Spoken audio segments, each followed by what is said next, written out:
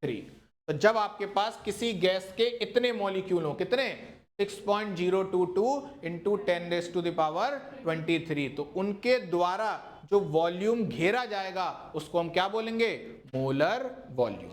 तो इस इक्वेशन में सोचो, जब तुम n की वैल्यू 1 लगा दोगे, क्योंकि ये क्या है, volume of 1 mole of gas, यानी कि मोल की वैल्यू क्या हो गई, 1 हो गई, तो 1 को लिखने की जरूरत है क्या, नहीं। तो मैं क्या लिखूंगा, सिंपल पीवी बराबर आरटी। लेकिन v, अब v नहीं रहा, v क्या हो गया, Vm हो गया। Vm बोले तो है अभी भी वॉल्यूम, लेकिन हम स्पेसिफाई कर रहे हैं कितनी गैस का है, 1 मोल गैस का।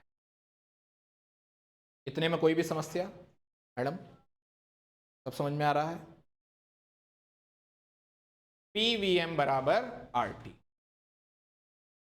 चले आगे।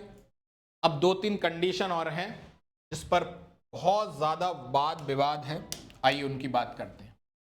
पहली कंडीशन है STP, दूसरी है NTP, तीसरी है SATP और चौथी है NATP।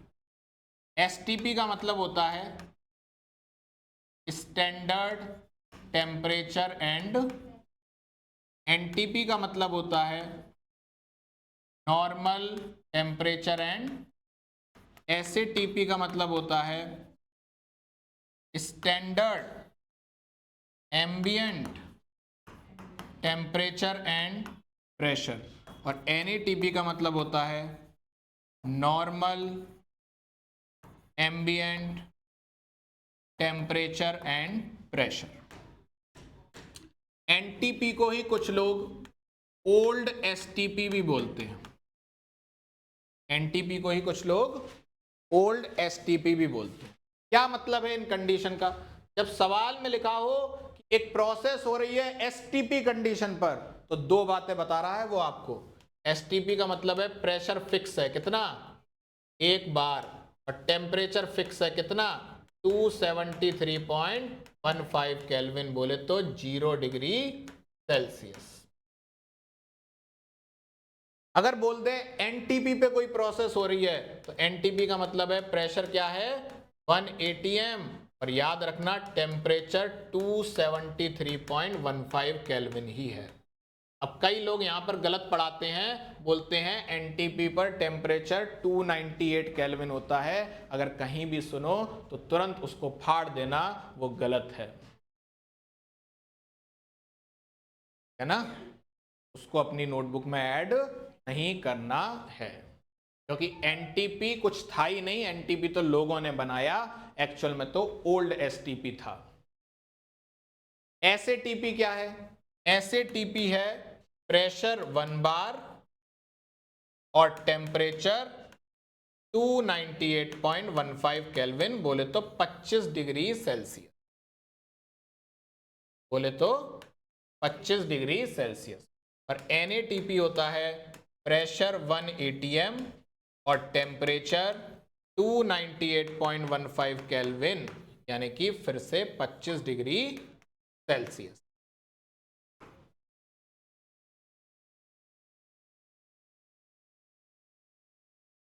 सर ये चारों कंडीशन क्यों बताई, क्योंकि अब मैं चारों कंडीशन पे आपसे मोलर वॉल्यूम पूछना चाहता हूं।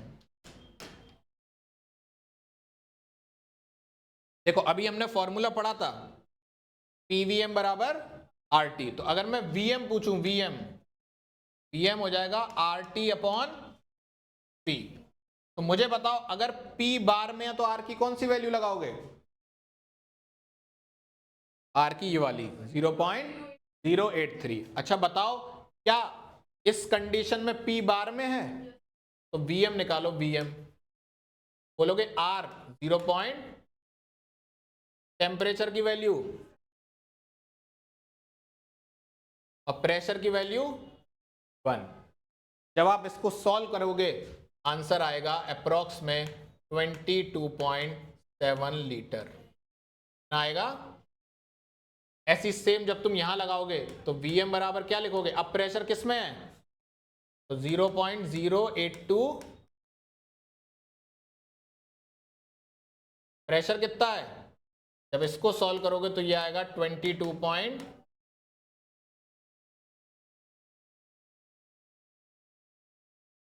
प्रेशर किस में है? बार में। टेम्परेचर कितना है और प्रेशर कितना है? जब इसको सॉल्व करोगे तो आएगा 24.7 लीटर अप्रॉक्स वैल्यू है। और जब यहां निकालोगे Vm की वैल्यू